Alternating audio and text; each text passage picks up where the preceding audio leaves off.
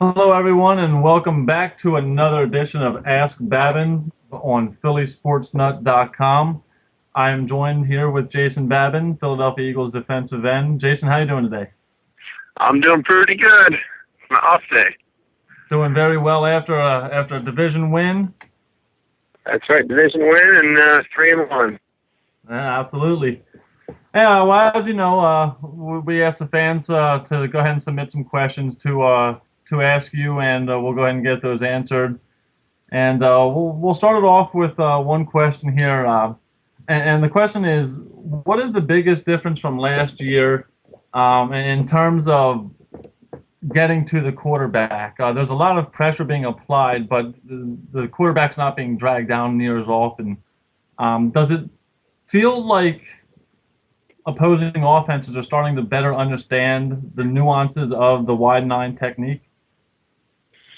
It's funny. I just wrote the thumb down to answer that question. Basically, I like to ask myself, when I have something I'm trying to accomplish, I like to write down a question. What can we do to get the quarterback? That was just my question I wrote down when I'm watching the tape. And, it's frustrating from pass pressure, but when you have offenses, offensive schemes that make a conscious decision, say, listen, I'm going to use more guys than, you usually use the protections. You got a chipper, staying there on my side. You got the running back staying there on Trent's side. And they make the decision, and also the quarterback and obviously the offensive coordinator and the head coach make the decision, listen, get the ball out fast or you're going to get hit. So when you have teams doing that, it does one of two things. One, it obviously frustrates the defensive line as a parent because we want sacks. We want to hit the quarterback. It's fun. Fans love it. We love it. It's a good thing to do. But two, it really kind of handicaps the offense because they can't do all their plays.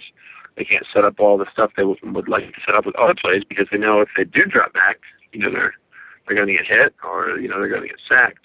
So it's one of those things where I know I'm kind of being long-winded here, but it's one of those things where it's got its pros and cons. Yeah, they didn't let us get any sacks, but they didn't get to drop back and have time to pick us apart either because they had to get rid of it quick and they had to keep multiple guys into the block.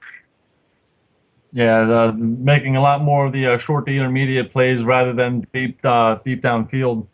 Just to really quick put it into perspective here, real quick, Jason. I went back and looked at some numbers from last year and compared them to this year. And last year, at this time through one quarter of the season, you had 7 sacks, which ties what the Eagles as a defense as a whole has right now. So I thought that was pretty relative to that question. When it was submitted, I figured I'd go back and take a look at those numbers. Overall, last year the Eagles had 15 sacks at this time, and as I just said, Eagles are sitting with 7. So you're getting to the quarterback, you're dragging them down. It's just like you said, it's a matter of the quarterbacks getting the ball out much faster than they did last season. Well, obviously, when you have 46 D-line sacks, you're going to get some attention from the opposing offenses. Last year it was like, I don't think anyone realized how good we were. And this year, I think we're even improved from last year when it comes to how we rush the quarterback, our scheme, our practice, our execution.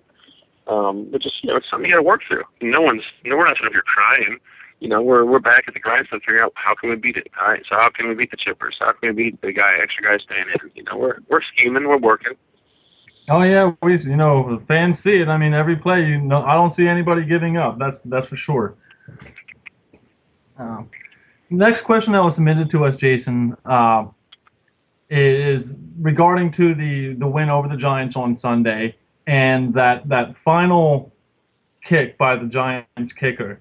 After Andy Reid called the timeout to freeze them, and they went back out there and kicked it the second time, that ball looked like it was going to go through. And then, as we all know, it fell just short. But when the ball was in the air, what was the mindset? And what were you thinking there? were you thinking, oh my gosh, is this going to be a loss because of a botched field, a botched timeout call, or did it look short from the field? It was. There was a moment there where it was. I swear it was pure silence in the whole stadium. That ball was flying through the air. But we have a really good field goal block, I think, scheme, and really the guys to execute it. Minus King Dunlap. I'm looking forward to getting him back on the field goal block. But we got a really good push on both of them. And I think if he didn't get it up as high as he did, I mean, I'm pretty sure I think Fletcher would have. He's that guy in the middle right over that pass. He would have got his hand on it. That's I think the kicker felt that.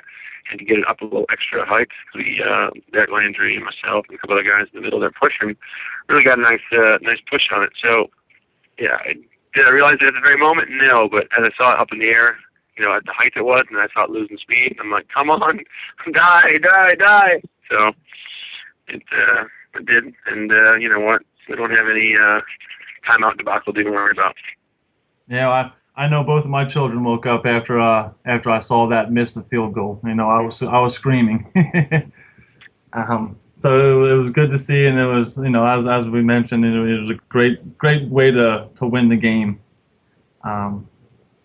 So the next week, you guys are heading to Pittsburgh, and you're facing a Steelers team that is 1-2 after coming off a very disappointing loss to the Oakland Raiders. Again, just by a field goal. I believe the score was 24-21. The Steelers are going to be an amped-up team, and they're going to be playing at home. What do the Eagles need to do defensively to make sure that the Eagles, advance to 4-1 and stay on top in the NFC East? I think we have a very good plan defensively. And really, the thing I like about our defensive plan and our scheme is it's about us. It's not about them. It's about us executing. It's about us playing tight coverage, understanding our assignments, and winning our one-on-ones. And as long as we do those things, we'll be fine. And I have no doubts that the defense is going to show up as far as being amped and excited and ready to play. And that's kind of to me, I can already say it. Check. It's going to happen. Very cool. Again, I went back and looked at some numbers the last time the Eagles played Pittsburgh in the regular season, which was September 21st in 2008. Big Ben was sacked 8 times. He threw an interception and had 2 forced fumbles. So, I believe, wasn't he hurt and he had a big ankle brace on in that game? He did. I remember correctly. Yes, he did. Yes, I made him a little more immobile. So we'll see. We're always trying to harass quarterbacks. That's what we do. Well, let's hope he gets forced to the outside and you can drill him a couple of times. Yeah, and, you guys will be apprised of our plan as soon as the national anthem gets done playing. That's right. Now, looking at the Eagles overall, as we've discussed, they're 3-1, sitting on top of the NFC East. But there's still some. Who won the game last night? Oh, the Bears did. Stomp. The Bears. Yeah, I like to hear that. There we go. Stomp on Dallas. Tony Romo threw 5 interceptions. Yep. So it was a fun game to watch. I believe the final score was 34-10.